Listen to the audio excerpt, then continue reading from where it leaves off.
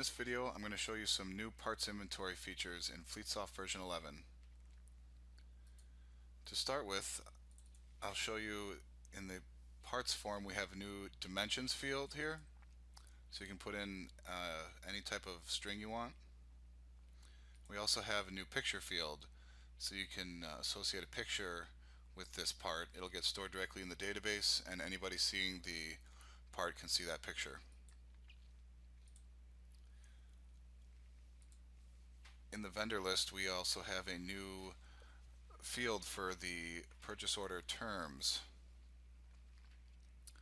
So you'll see that here is a drop-down list with you can make predefined terms for your purchase orders.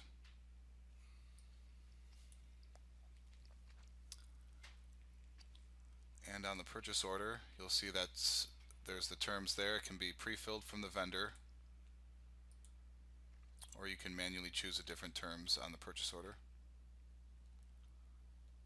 We also have a new closed date and time fields here. So when you close the purchase order, it now records that date and time.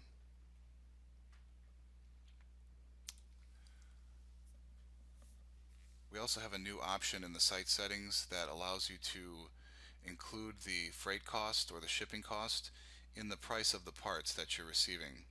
So it just divides the total freight by the purchase quantity, and it puts that much of the freight cost to that part cost. As you can see, we also have the new tab here for services on purchase orders. So we have the parts purchase tab and now the services purchase tab. And with the services purchase, you can add any service codes you want to the purchase order. And you can say how many hours and cost for the service. And it gives you the total cost. You can even put an expected date, an invoice reference number if you need to, and comment on it. There's also the option to credit the service back to the purchase order, so that gives you a negative total cost. And you can make it tax exempt if you don't want to generate any taxes on this service. As you can see, there's parts tax and service tax options, so you can separately choose if there's tax on parts or tax on service, and they both use the same rate and you get your total tax there.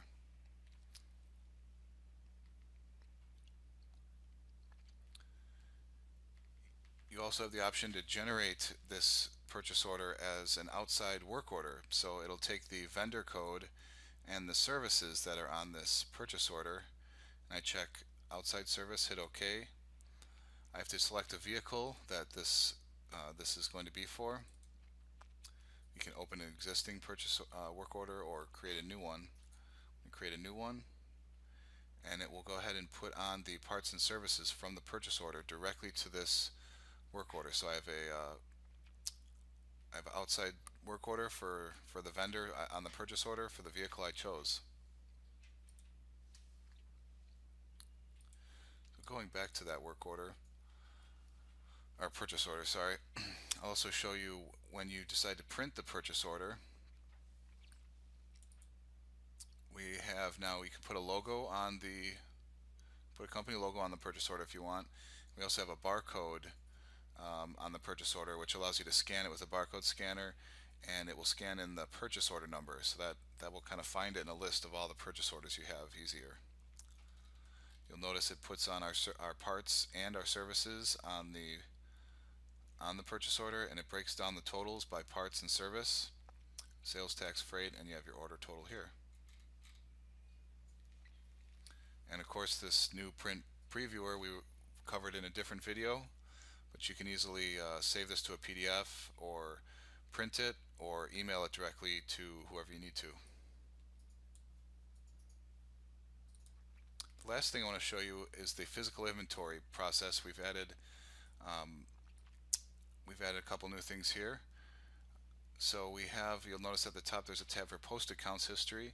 Anytime you post counts to physical inventory, it will now record that. Shows you every part that was counted, what the original quantity was, and what the count quantity was, when it was posted, the date and the time.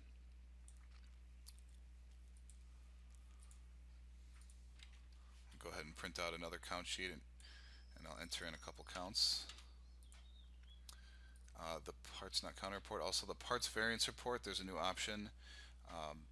You can see here, show parts not counted. So if you leave that off, it's only going to show parts on the variance report that you counted.